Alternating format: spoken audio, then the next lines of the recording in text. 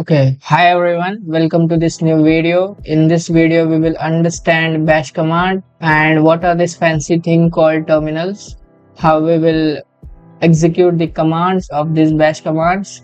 So, without wasting the time, let's deep dive into it. So, first of all, if you are on Windows machine, then you need to install this WSL. So, how you will install this WSL? Just go to this website microsoft.com, then install this wsl hyphen hyphen install. This command will install the wsl on your in Windows environment and you can run this command. These are all Linux command. It will be working in Mac OS and Linux Ubuntu. So make sure you install these commands, install this WSL in Windows if you are on Windows. Let's move towards the first command. First is pwd. Pwd is basically known for print working directory. It will actually print the current working directory like this.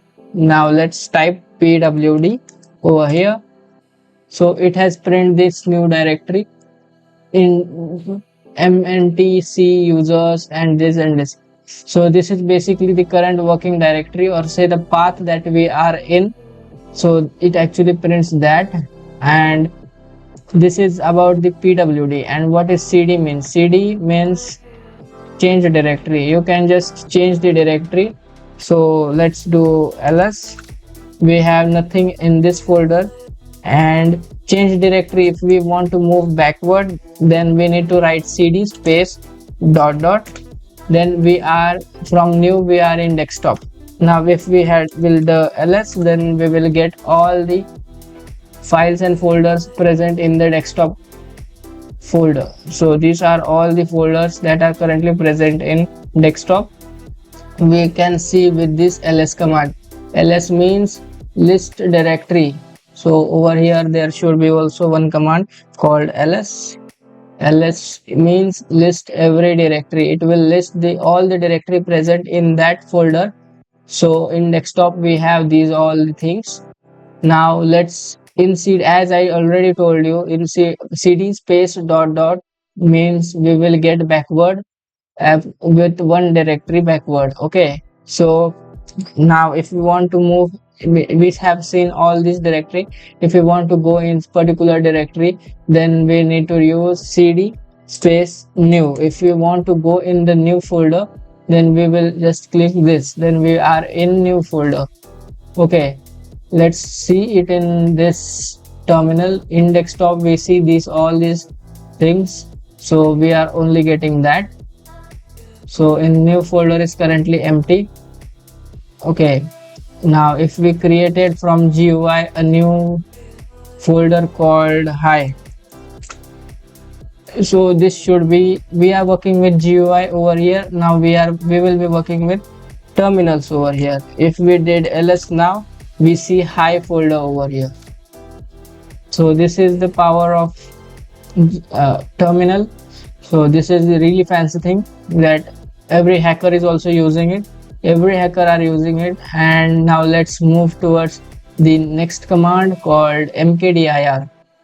Mkdir means we will make a directory. We will create a new folder.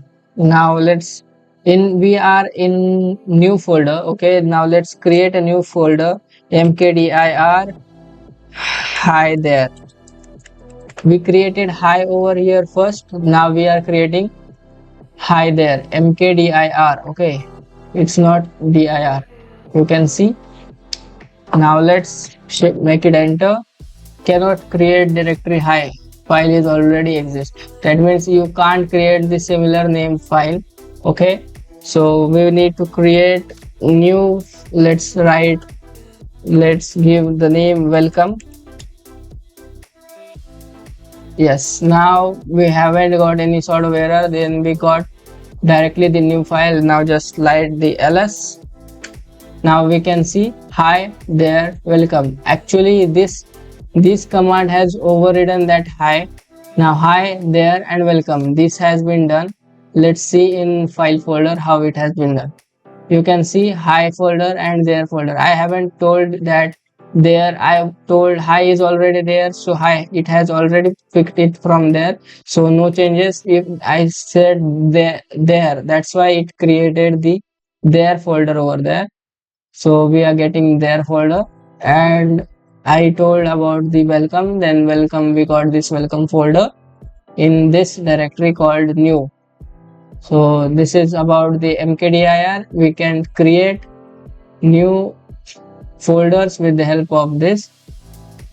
Now let's go to next one called touch. Touch is basically, if we want to create any file, we use touch over here. So we are already in new folder. Now let's create the file called index.js. So what we will do, we will just type touch index.js. It will actually create the file called index.js. Let's see it. ls, we can see index.js has been created. You can see over here in GUI also, you can see index.js has been created. So this is all about the touch command. So the next command is cat. Cat will actually help us to read the file. So let me write the in index.js file.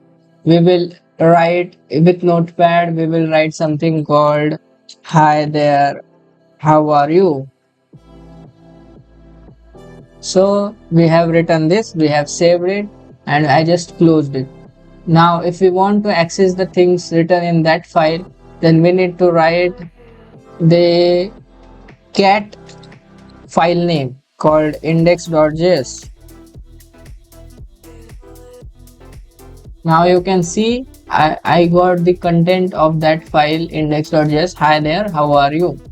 This is basically the use of cat command. You can just read the file, and from this we can't edit the file from the cat command. Okay, so now let's move toward the next command called vi. Vi is basically the more specifically called as a vim command. Vim command helps to write the file. You can make changes in the file directly from terminal instead of making the changes from GUI. If you are beginner, then please don't go over it. Just try it with VS Code. It will be more beneficial, and this vim command might get stuck at any time. So actually vim commands benefits are basically it will help you when you are in virtual machines that there are no GUIs, you need to work with terminals, then vim commands are more specifically gives benefit. So let's try it now. Just to ls, we can see index.js file over here, and we will write the file called, let's do vi index.js. Now this file is currently empty, so we will write something. Now I am pressing keys, but it is actually not working because the vim command expects I operation called insert, so we need to do shift I. Now we got in insert. Now we just need to type anything what we want. Hi there, anything, it will work. Now if we want to exit from this command, this terminal called vim terminal, so need to press escape colon q select wq and exclamation mark. Yes, now we have exited this terminal successfully. Now if we want to check this index.js file, now you can see hi there, everything, it has been saved. So wq means write and q means exit. So w means write the file, the changes we had made will execute and will be saved, so make sure you know that. And let's move towards the next one. mv is basically helps to move the file from one directory to another directory. So if we want to move any file from new to this another, let's go to new, will give ls, there are folders called hi there and welcome. So we will move index.js to hi. So this command has been executed. You can see now we will do ls. You will not be able to see this index.js over here because it has moved to this hi folder. Just write cd hi and ls. Now you can see this index.js has been moved. Okay, so this is about the move command. You can move every file from one particular directory to another directory with respect to the path changes. And cp is basically known for copy command. You can just copy the file from one directory to another directory, similarly like move, but move will completely move one file to another file. Now this will create the copy. cp will create the copy of that file and it will print in any of the directory which we expected, which we are expecting. So that's about the cp command. Node is basically helps to run the nodejs project. So node space index.js will actually run the project. So make sure you have installed the node. Just go to Google and type node install and go to this main website, first one, and select the version. Current version is this 25.6.1. so make sure you, for Windows or if you are on Linux or Mac OS, make sure you are using whatever the operating system you have. Using Docker, instead of using Docker, I would prefer you to try use NVM and or else Chocolate. These are also, Chocolate is basically installed in Windows machine. If you want this Chocolate, you can go with that. Docker will increase the space and might get problematic in future. So, and npm is basically the node package manager. This actually packages the whole application and manages it.